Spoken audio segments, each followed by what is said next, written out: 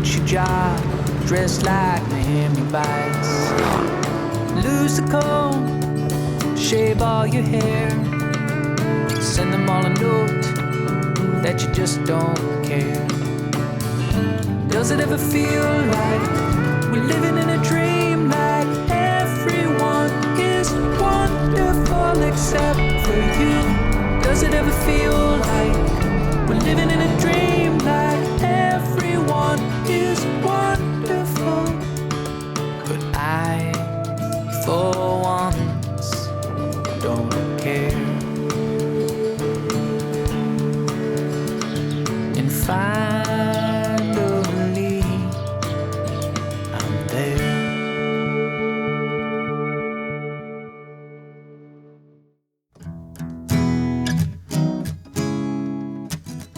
I'm Grant. I'm originally from Indiana, live in Southern California now. I've been off-roading off and on for roughly 20 years. I'm out here today teaching beginners different off-road techniques and taking them on a pretty easy trail. Today we're going from Pioneer Town up Burns Canyon. Pioneer Town's kind of neat. It's an old Hollywood film area that's kind of a little tourist place. One of the cool things about Pioneer Town is Pappy and Harriet's, a little tiny restaurant there, hole-in-the-wall place, but it's interesting enough that Paul McCartney actually flew in about a year ago to play there. So cool place to check out.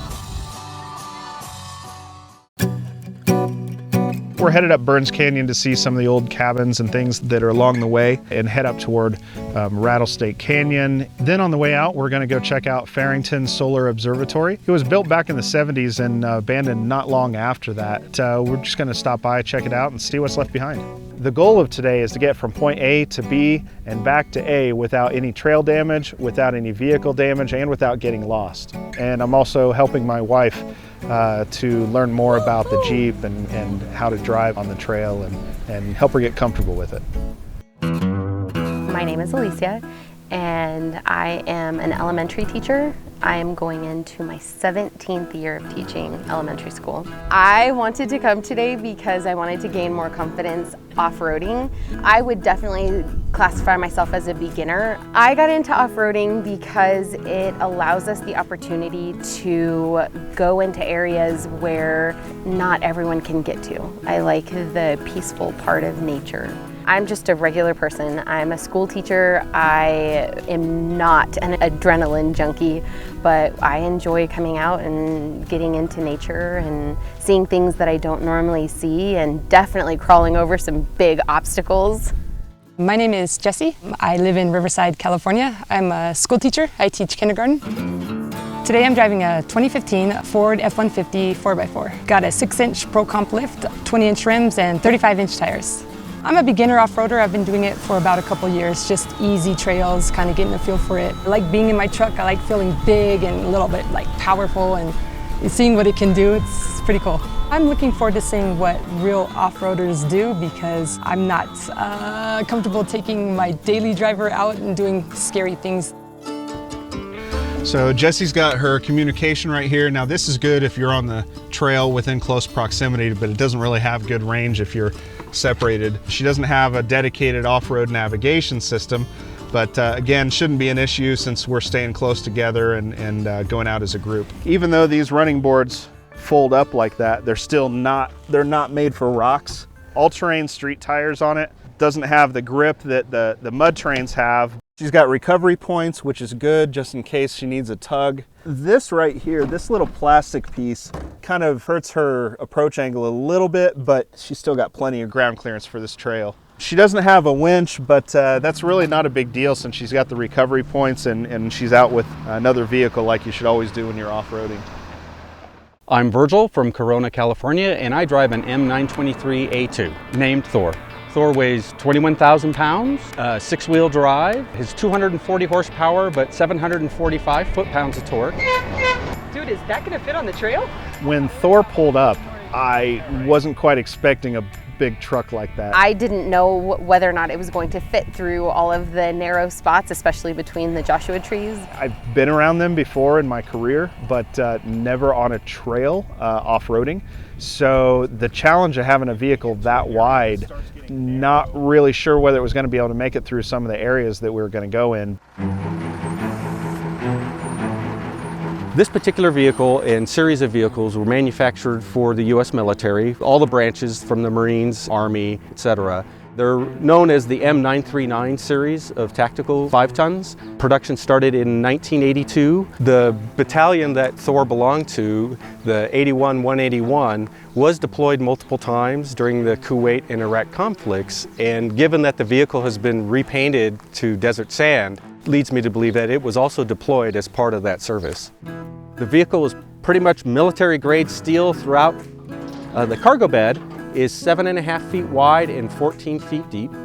THOR has a top speed of about 62 miles an hour on level ground. The minute you hit a headwind or any type of grade, 55 is your friend. And has a 5-ton rated capacity. It can actually carry considerably more than 5 tons, and it can tow 15 tons. The vehicle gets about 8 to 9 miles to the gallon, and with a 77-gallon tank, 600 to 700 miles on a tank of fuel. Although it's a 6-wheel drive vehicle, the rear 2 axles are always engaged, so it's always in 4-wheel drive. And then when you need 6-wheel drive or additional tractive force, there's a dash lever, and you hit that and it engages pneumatically the front axle, and it goes into 6-wheel drive. Nothing happens quickly in THOR. Everything is about 7 to 10 times bigger than any other vehicle I've worked on, and heavier, and has a torque spec accordingly. So you don't go to AutoZone and buy parts that afternoon and then come home and fix it. There's a lot of planning involved, and you have to be diligent and not be in a hurry. So to drive THOR in California, it's registered as a historical vehicle, and as a historical vehicle, I don't need a commercial driver's license. So I'm able to drive THOR with my regular driver's license. From a cold start, getting THOR ready takes about 15 to 20 minutes of walk around, inspection, airing up the vehicle itself, and also warming up the engine, of course, is part of that process. And then checking everything's secure, the spare tires are properly strapped down, everything in the back of the truck is properly strapped down, because it's a bumpy ride, so everything really does need to be secure before you hit the road. I need to tread softly with THOR, and I want to be able to do that and know what I can and can't do. And I'm looking forward to Grant teaching me some of that today. I had a dream, I was penniless. Mark my words, no discontent. Sold my house, sold my car, left my wife, went a bit too far. Does it ever feel like you're living in a dream, like everyone is wonderful except for you? Does it ever feel like you're living in a dream, like everything is wonderful? But I, for once, don't care. And finally, I'm there. Anytime you got aired down tires and you have to drive on pavement, make sure you're adjusting your speed accordingly. We air down because of a couple different reasons. For sandy trails, it gives you a little bit bigger footprint so that you get better traction in the loose sand. For rocks, it does the same thing where it kind of wrap the tire around a rock to help navigate over. And besides that, it helps with the comfort level. I mean, some of these washboard roads, they'll not, chatter your teeth if you don't have an aired down tire. It's like a bucking Bronco inside THOR on this part of the road right now. The difference between driving with 30 PSI versus 18 PSI, besides the feeling you get in the driver's seat, it's also the difference of your tire absorbing the shock of the bumps versus your suspension absorbing all of the shock. It kind of spreads out the balance of the impact. Today we only went down to around 18 PSI because we're just running on some pretty well-maintained roads, but the true rock crawlers may go down to 6 or 8 PSI to be able to crawl the rocks. Today's been a pretty busy day on the trail, and in some sections it's narrow, so trying to find a place to pull over and allow the traffic by, especially with the big 6x6, that thing takes up a good foot wider than every other vehicle we've got out here, so it's been a challenge. Typically there's kind of an unwritten rule as far as how you pass convoys. The first vehicle in a multi-vehicle group you come upon, let them know how many vehicles you have so that if it's more convenient for your group or the other group to pull over, they know when the last vehicle's left so they're not waiting on a mystery vehicle that might or might not be part of your convoy. But I think in our case, because of THOR, it's so big that pretty much everybody else kind of has to move out of its way. So I set my life to a deck of cards, never knowing what I want. It ain't half as bad. So I set my line to the center point, never knowing what I want.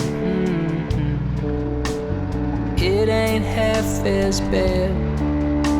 Stop my waiting. It ain't half as bad. We're approaching the lunch spot, so we're going to go ahead and keep moving to that, and then we'll stop, take a break, and maybe take a look at some of the old remnants of civilization up here. I am very much looking forward to the abandoned cabins that we're hopefully going to get to go see. I am a history minor, and so this kind of taps into that geeky side of my brain. Once I commit to this, we need to find out if you're actually going to be able to do this or not. And both of you back there may hold up and let me scout this out. If Virgil wanted to climb in with Jesse, I could actually spot her up to this location and he could come up here too, but I wouldn't bring the 6x6 up here. All right, sounds good. I'm going to pull her into this section here and then back her up there so that she can do a 3-point turn. And then Virgil's going to stay with her. So that way we can all take a look at these cabins here. All right, 5, 4, keep going, 3, 2, good. Fixer upper. I don't know exactly how old this thing is, but you know, it's kind of a shame. It's open, concept. If somebody's out here and needs shelter, this will definitely give it to them. Yeah, this will definitely in a pinch. Keep But it warm in the snow. it's not really sanitary. I wouldn't necessarily want to stay here, but in a pinch, you know, this will provide shelter. So if it's a hot day and you have no other place to go and you need to get out of the sun, this will give it to you.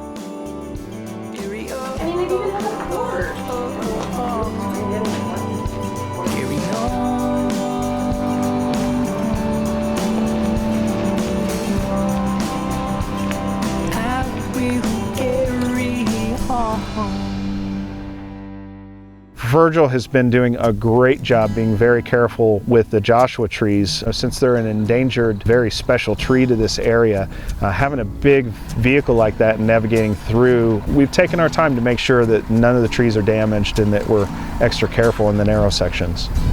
Besides taking care of the trees and making sure we're extra careful in this environment, I think in general, one of the lessons we're trying to teach the beginners today is the whole concept of tread lightly. Leave it better than you found it. Take out trash whenever you have the opportunity. Trash cleanup, aisle 5. And treat the trail as a precious resource that we want to conserve. Otherwise, we may lose access to them. So I think that's a good lesson for everybody, especially the beginners that may not understand the etiquette that comes along with off-roading. These are all beginners that I'm leading today, and the whole idea is to get everybody more confident with their vehicles, with driving off-road, and with the different techniques. In the driver's seat, you can't necessarily see all the obstacles once you get so close to them. And so spotting gives you that fine detail and someone else to be able to guide you through an obstacle that once it passes your point of vision in an off-road vehicle, especially with high clearance vehicles that are lifted up off the ground. THOR, for example, once he gets probably within 10, 15 feet of an obstacle, he can't see it. So therefore, having a set of eyes on the ground to guide you through that is important.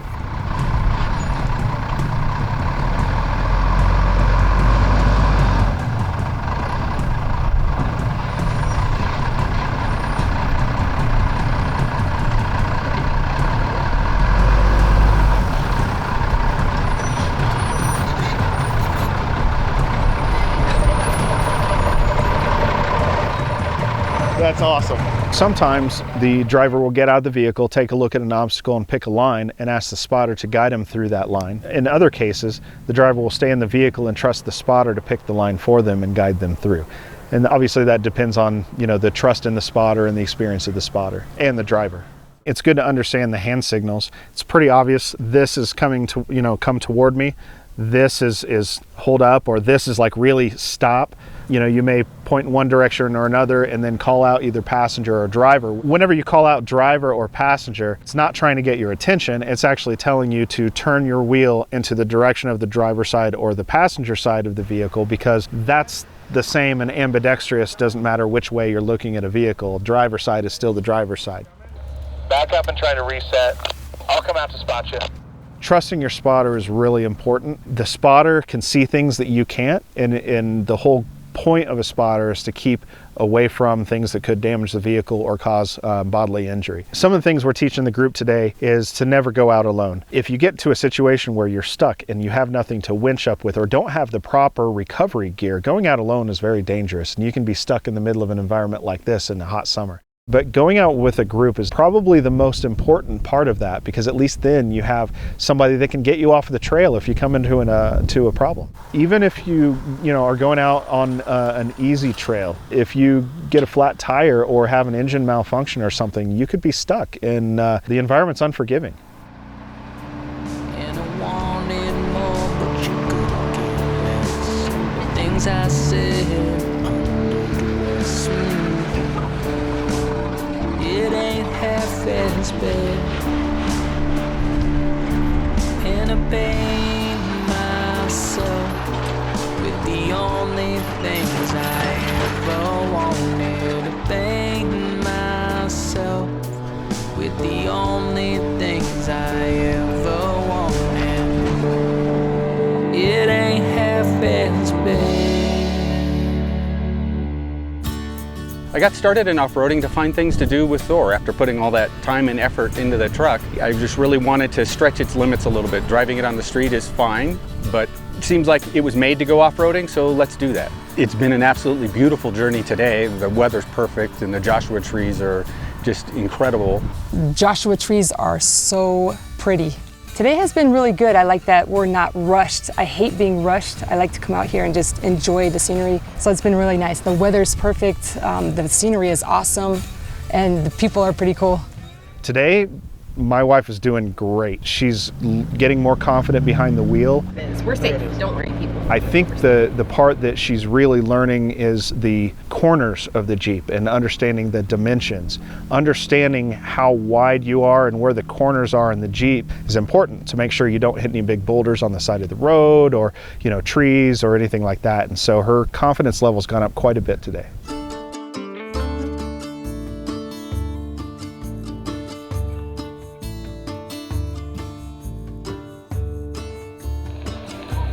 There's a gate here. It looks like somebody's got this locked off. We were all really looking forward to checking out the abandoned solar observatory, but even though it was gated off and we weren't able to see it up close, we still accomplished our goals for the day. We made it from point A to point B and back to point A without getting lost. We didn't do any damage to the trail, and we left the trail in better condition than we found it. But most importantly, everyone in the group learned a few things, and we all had a great time. I really don't think we could have asked for anything more than that.